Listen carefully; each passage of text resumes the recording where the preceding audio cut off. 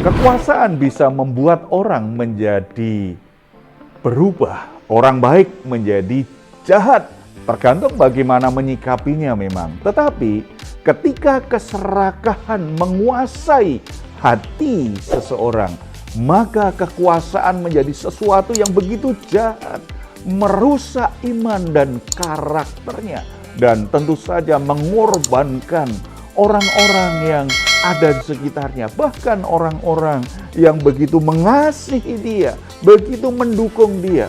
Tetapi ketika keserakahan menguasai hati seorang penguasa, itu sesuatu yang buruk yang akan terjadi.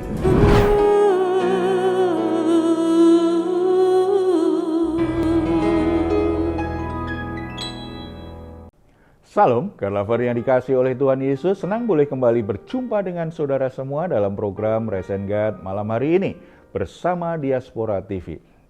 Setelah melewati berbagai kesibukan, mungkin ada situasi tertentu yang membuat jiwa saudara menjadi letih lesu dan berbeban berat. Situasi dan seberat apapun yang saudara hadapi, jangan pernah menyerah, sebab Tuhan mengundang kita setiap hari untuk mengalami kelegaan di dalam Dia.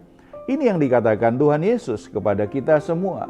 Marilah kepadaku semua yang letih lesu dan berbeban berat, aku akan memberi kelegaan kepadamu.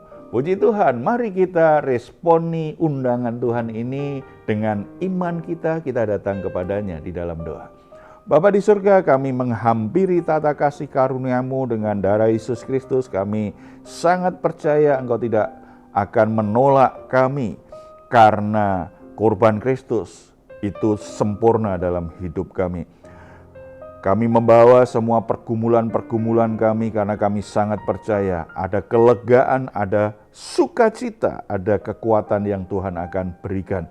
Bahkan kami sangat yakin masalah apapun yang sedang kami alami, selalu ada jalan keluar di dalam Engkau. Bapa, berikan kami hikmat pengertian. Berfirmanlah kepada kami saat ini dalam nama Tuhan Yesus. Amin. Kekuasaan bisa membuat orang menjadi berubah, orang baik menjadi jahat, tergantung bagaimana menyikapinya memang. Tetapi ketika keserakahan menguasai hati seseorang, maka kekuasaan menjadi sesuatu yang begitu jahat, merusak iman dan karakternya, dan tentu saja mengorbankan orang-orang yang ada di sekitarnya, bahkan orang-orang yang begitu mengasihi dia, begitu mendukung dia. Tetapi ketika keserakahan menguasai hati seorang penguasa, itu sesuatu yang buruk yang akan terjadi. Kembali kita akan merenungkan 1 Raja-Raja pasal 21 ayat 1 sampai 29. Kemarin kita sudah diperingatkan tentang bahaya keserakahan yang merupakan berhala di hati manusia.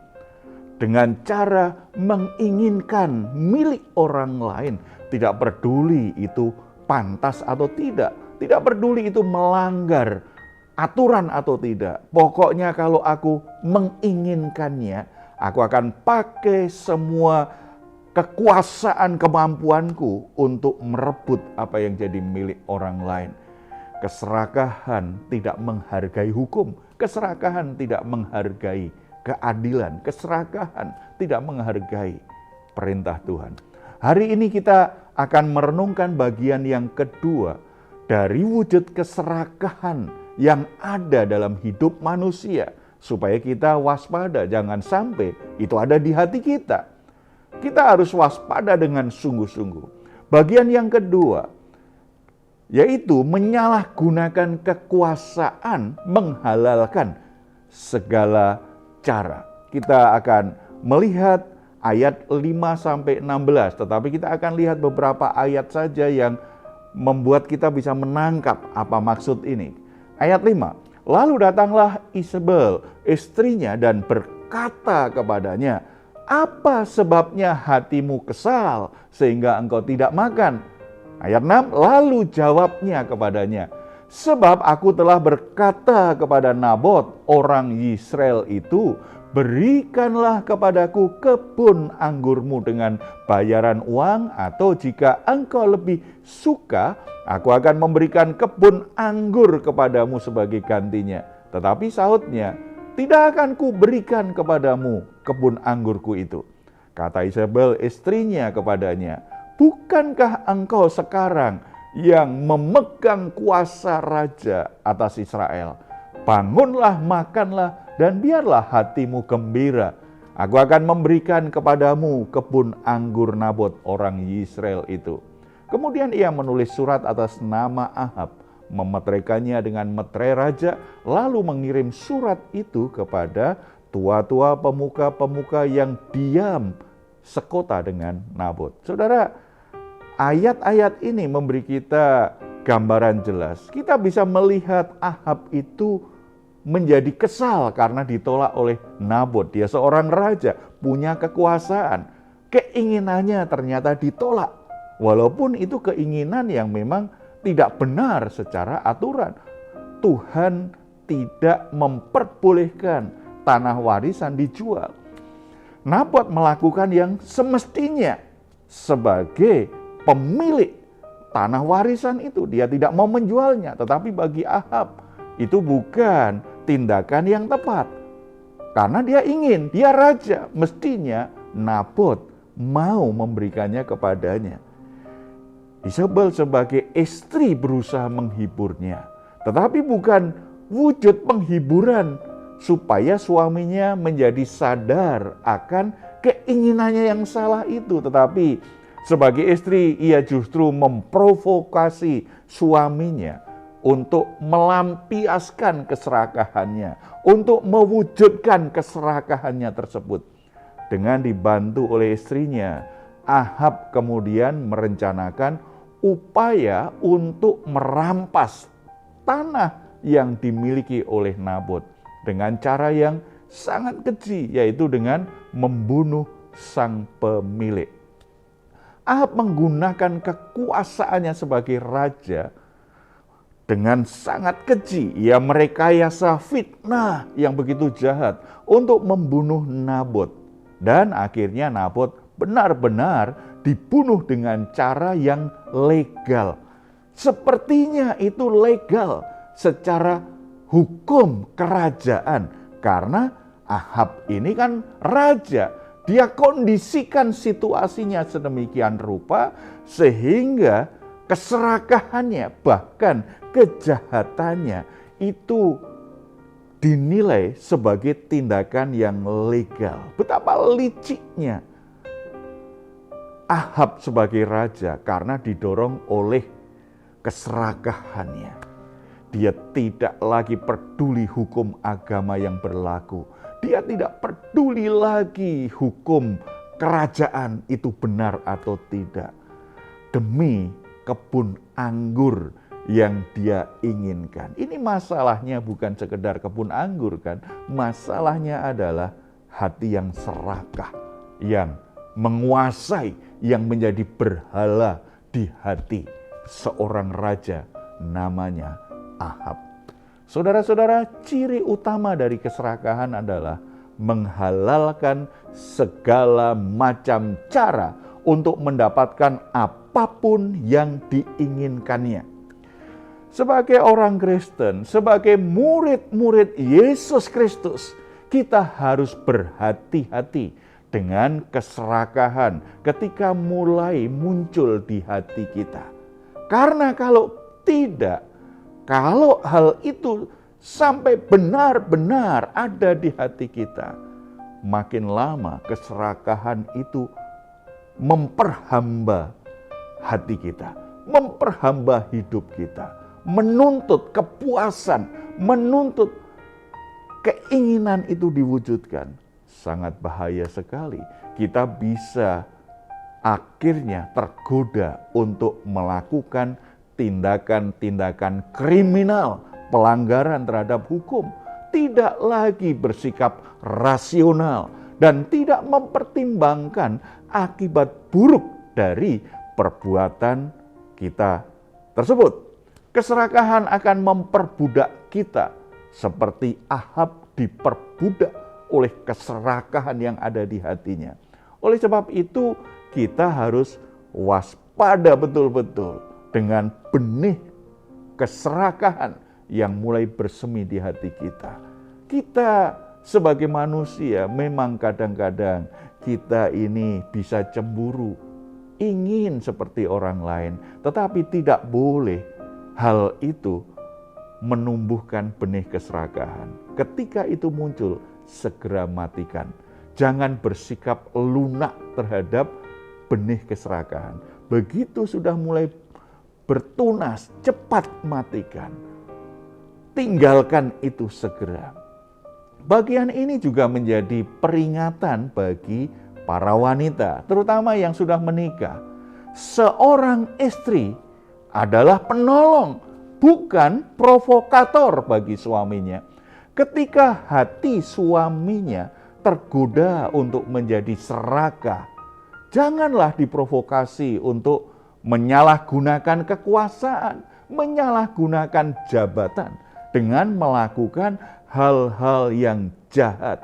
Ada banyak pria terjerumus dalam kasus korupsi, manipulasi karena istri tidak menjadi penolong yang baik bagi dirinya, tetapi justru memprovokasi suaminya untuk melakukan tindakan-tindakan yang jahat, tindakan-tindakan yang melanggar hukum.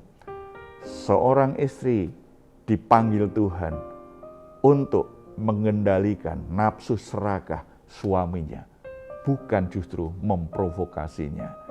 Oleh sebab itu, wanita-wanita yang beriman kepada Tuhan Yesus, jadilah penolong yang baik bagi suamimu. Jangan sampai suamimu akhirnya hatinya dikuasai dengan keserakahan. Jabatan, kekuasaan, keinginan jadi berhala di hatinya. Itu sangat bahaya bagi rumah tanggamu dan bagi kehidupan keturunanmu.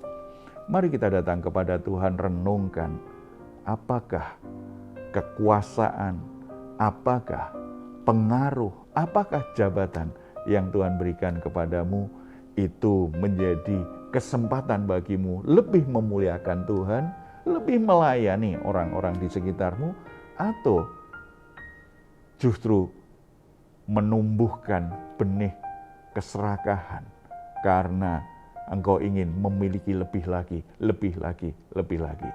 Cepat matikan benih keserakahan dan belajar bersyukur, pakai kekuasaan itu untuk memuliakan Tuhan dan melayani orang-orang di sekitarmu. Kita datang di dalam doa. Bapa di surga, kami bersyukur ketika Engkau memberi kami jabatan, kekuasaan, posisi, status sosial yang baik. Kami bersyukur kalau Engkau percayakan itu saat ini dalam hidup kami. Firman-Mu mengingatkan supaya kami menjaga hati, tidak serakah dengan posisi yang dipenuhi dengan kekuasaan itu. Tetapi justru lewat kekuasaan yang Tuhan berikan, kami belajar semakin memuliakan Engkau dan menjadi berkat bagi orang-orang di sekitar kami. Kami belajar bersyukur dengan apa yang kami miliki. Kami bersyukur untuk kekuasaan, fasilitas yang Tuhan berikan. Kami bisa tegas dengan keinginan kedagingan kami untuk berkata cukup dan nikmati dengan penuh ucapan syukur. Tuhan, hamba-Mu berdoa untuk anak-anak-Mu yang Tuhan percayakan saat ini jadi pejabat di pemerintahan. Mengemban amanat rakyat untuk mengelola pemerintahan, baik dalam posisi di kelurahan, di kecamatan, di kabupaten, maupun di provinsi, maupun bahkan nasional. Roh Kudus selalu memberi hikmat dan Roh Kudus mengarahkan mereka supaya mereka tidak dikuasai dengan keserakahan sehingga melakukan hal-hal yang jahat dengan kekuasaan. Jadikan mereka orang-orang yang berhikmat, orang-orang yang bisa dengan bijaksana memakai kekuasaannya untuk mendatangkan kebaikan bagi bangsa dan negara ini, menjadi berkat bagi bangsa ini, menjadi berkat bagi orang-orang di sekitarnya. Biarlah nama-Mu dipuji dimuliakan oleh setiap anak-anak-Mu yang punya jabatan-jabatan tinggi di negeri ini. Terpuji nama-Mu Bapa, dalam nama Tuhan Yesus kami berdoa. Amin. Jika saat ini saudara atau keluarga sedang mengalami pergumulan dan membutuhkan dukungan doa, di layar saudara ada nomor telepon yang bisa saudara hubungi. Tim doa kami akan mendoakan saudara. Silakan juga kalau saudara ingin memberikan komentar, tuliskan komentar saudara di ruang komentar yang ada di channel Diaspora TV.